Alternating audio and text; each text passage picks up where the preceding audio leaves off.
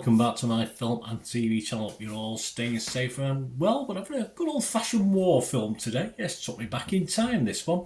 We're going to have a look at something simply called, is a bit of a long title, The Ministry of Ungentlemanly Warfare. Yes, this is a review is taking place on the 13th of May 2024, so any comments and scores was at that date. 2 hours long, it's an R rating in the US and an 18 here in the UK, so check your territory. A little bit of violence in this. I'm not too sure why it was an 18. Might have got away with a 15, this one. It's classed as a spy action comedy, directed, co-written and co-produced by, yes, Guy Ritchie. I know that'll be popular with some of you, and me as well. I like Guy Ritchie.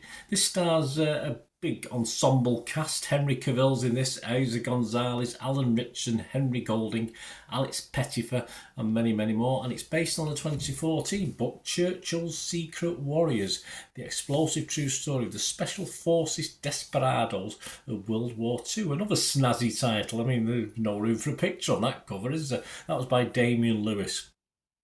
And it portrays, yes, a heavily fictionalised version of Operation Postmaster. There you go. So based on true events, but lots of dramatic licence used in this one. It had its premiere on April the 13th in New York and was released in the US on or around April the 19th. And it's now released on video on demand services on May the 10th. So have a look around for this if you're interested in watching it. I don't think there's a theatrical release here in the UK anyway. So check out if you fancy watching it. What are my thoughts? Well, the comedy element is perhaps pushing it a little bit. No real, even dark comedy, not so much. But as ever, anything Guy Ritchie, for me anyway, is definitely a must-watch. He doesn't break the mould with this one. It isn't Tarantino's Inglourious Bastards, that's for sure, which is one of my favourite modern day war films, if you like. But any film where the Nazis get in it is fine by me. It was a hark back, as I said, to a different time, adventure movies of the 70s. I mean, I immediately thought of Roger Moore, Richard Burton, Richard Harris in Wild Geese, or films like The Seawolves, The Eagle Has Landed, Force 10 from Navarone, that sort of thing. And again, that's fine by me. Not so sure about the younger demographic though. I don't know. I think they like the action scenes, but I don't know if they quite get this. A younger generation. It's safe for guys of my old age. It's a bit of a flashback and very not Guy Ritchie, but I just thought it was playing a little bit safe with this one, Guy Ritchie. Yeah, I mean it's a very good cast, excellent cast. And it is entertaining, but as I say, just a very small criticism for Guy Ritchie. I just thought it was a bit norm for him, a bit too safe, yeah, and perhaps a bit too long as well. I mean, the runtime is just under 2 hours, and I thought it was about 15 minutes too long, which isn't in or there, but. Yeah, I thought he could have done it in perhaps 1 hour 40, something like that. Less the credits and out 90 minutes of action, comedy, thriller.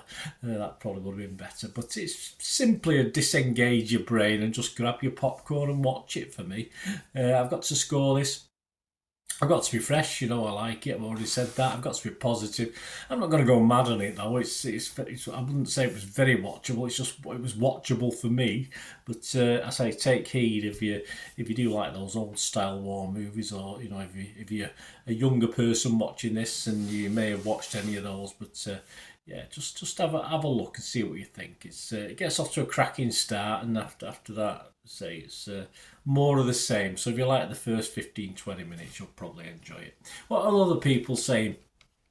Well, Rotten Tomatoes, yeah, they like it as well. 6.2 out of 10 it's getting on average, so just creeps over that 6 out of 10, my watchable figure.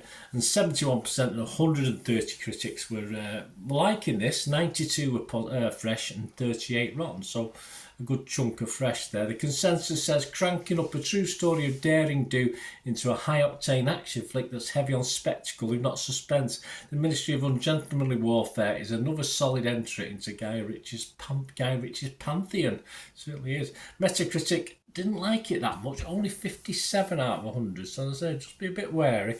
Based on 35 critics, 17 were positive.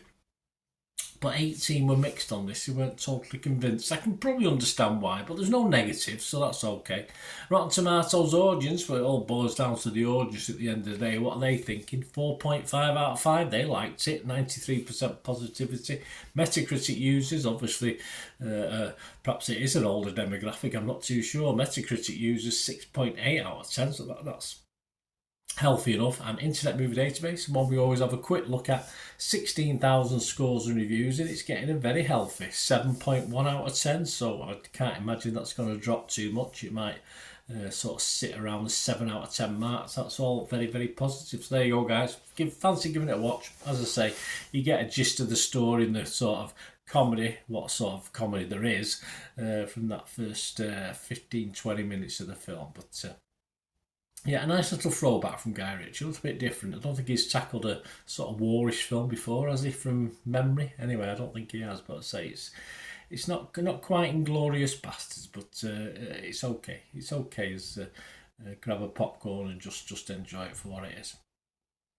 Please, if you are new to the channel and you like what I try and do, push that subscribe button, push the bell notifications, everything film and TV, of course. If you look through the channel, you see stuff on my football team, Manchester City, as well. So if you or anyone you know is interested, give them a kick in my direction. I do put lots of film and TV stuff and football stuff on my X, of course, and also do little montages on TikTok. You can both the same address, actually, X and TikTok, at Bernard_Dineen. Dineen spelled D-I-N-N-N, should be on screen there anyway. And of course, I'm on Facebook at Bernard Dineen.